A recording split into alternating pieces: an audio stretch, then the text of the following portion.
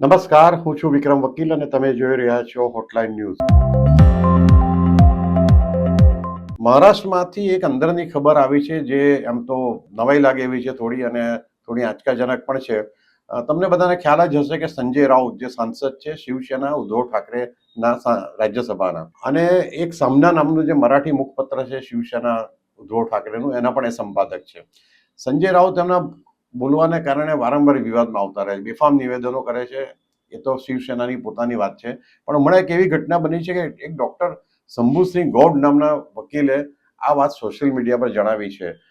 મુખ્ય વાત એ છે કે મહાનગરપાલિકાની આવનારી ચૂંટણી માટે સંજય રાઉત, ઉદ્ધવ ઠાકરેના પુત્ર આદિત્ય ઠાકરે અને એમએનએસના પ્રમુખ રાજ ઠાકરે મિટિંગમાં બેઠા હતા. ઉદ્ધવ ઠાકરે પાછળથી જોડાવાના હતા.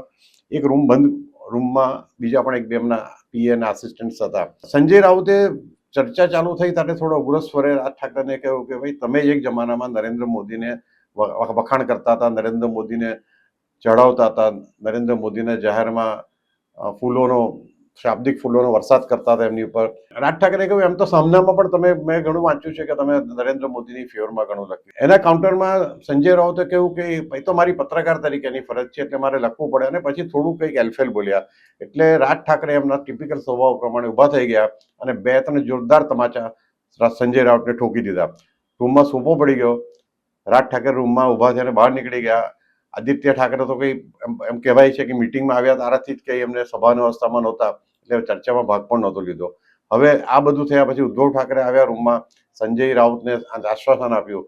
પણ એમ લાગે છે કે આ કિસ્સા પછી હવે એમએનએસ અને શિવસેના ઉદ્ધવ ઠાકરે વચ્ચે લાંબુ સમાધાન ટકે એમ નથી.